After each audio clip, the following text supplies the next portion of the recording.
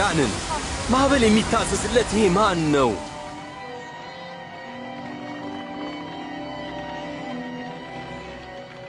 እምነታችሁ ወዴት አለ?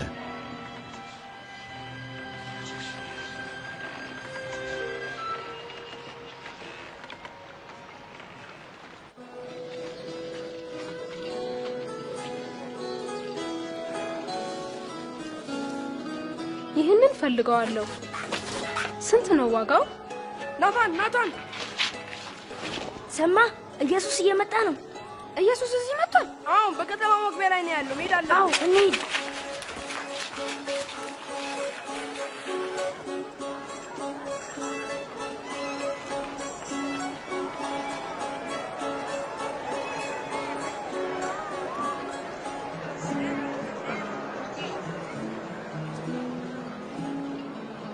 ስለመጣው በጣም አዝናለሁ። ይቅርታ አድርግልኝ።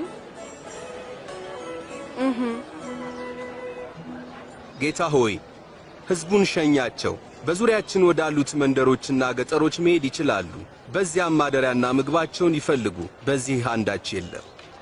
እናንተ የሚበሉትን ስጧቸው። ያለን 5 ዳቦና 2 ዓሣ ብቻ እኮ ነው።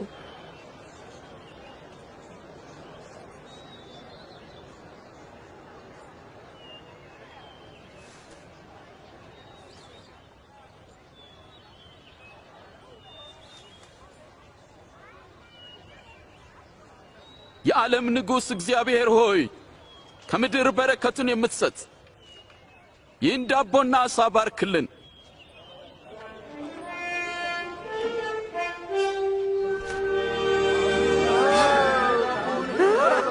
ይገርማል።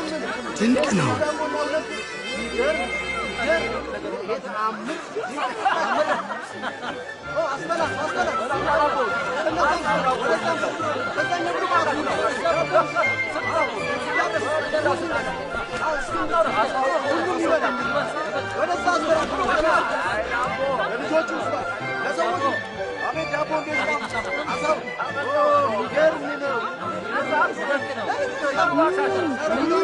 እንዴት ኢየሱስ እግዚአብሔር ልጅ ነው እስካሁን ትጠራጠራለህ?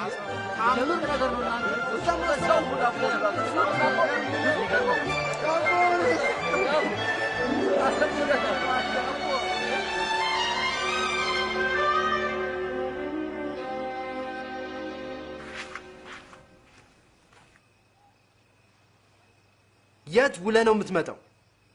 አባዬ እውነቱን ልናገር ይገባል። ኢየሱስን ለማየት ሄደን ነበር። ለምን?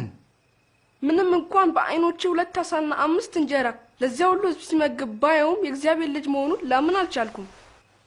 ማን ያውቃል ዮናታን? ምናልባት እሱ መሲሁ ይሆናል።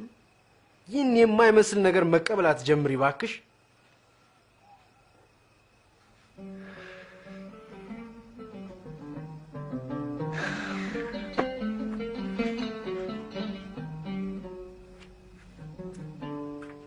ምን እናድርግ?